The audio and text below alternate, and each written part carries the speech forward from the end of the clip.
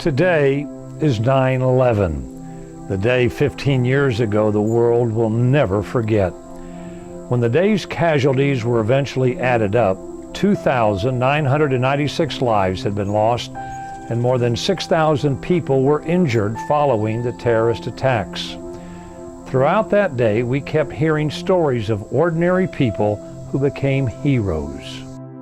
20 years ago, 9/11 became special to our family, friends, and the Anderson community.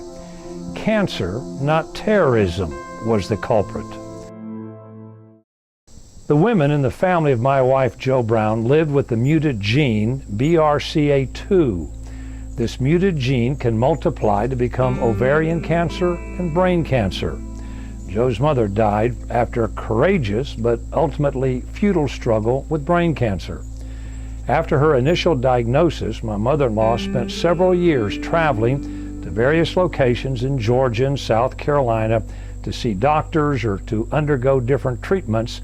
Jo accompanied her on many of those trips. A few years later, Jo began having problems. It was recommended that she have a complete hysterectomy, which she did. It was believed that by having the surgery, she could avoid developing cancer. At a regular checkup at her doctor's, Jo's symptoms caused her doctor to admit her to the hospital.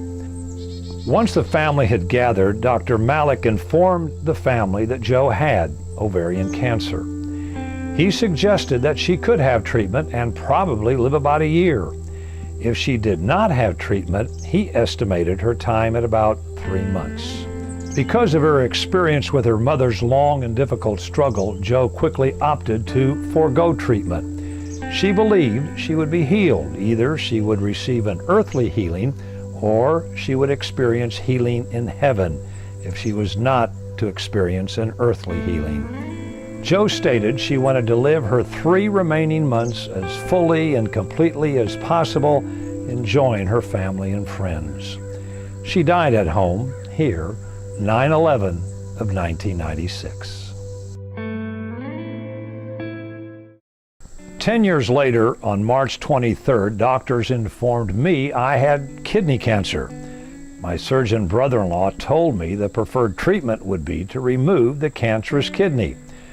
The next month I had the recommended surgery, but in my case it took 2 surgeries to get it right, but that's another story.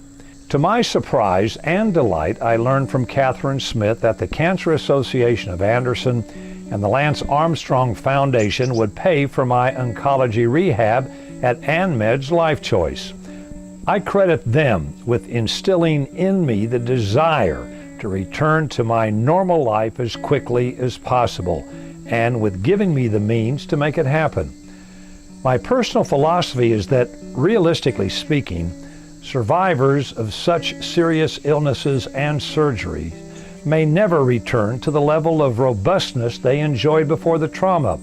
However, no matter how long it takes and how much hard work you have to put into it, you simply must strive to get as close as possible to that optimum level of health.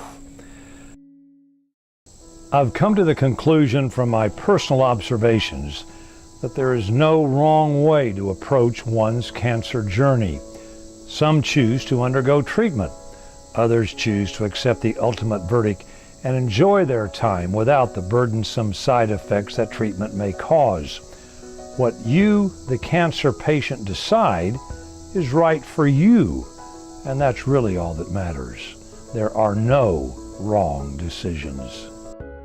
I mentioned earlier that the country witnessed many heroes to come out of 9/11. During the past several years, I've become acquainted with several women that, while not heroes in the conventional sense, I consider heroes because of the strong and courageous battles they have waged against this illness. I know personally breast cancer survivors and breast cancer warriors who have faced the disease with the qualities of a hero. No matter the pain, no matter the suffering, no matter the disfigurement, they have marched onward, unwilling to be defeated by this opponent. And many of them do it with an exceptional sense of humor. I bring to your attention my dear friend Angie Stringer, who has shared publicly and unflinchingly her cancer story. Her t-shirt that summed up the spirit and attitude of her and others like her has emblazoned on the front, "Of course they're fake. My real ones tried to kill me."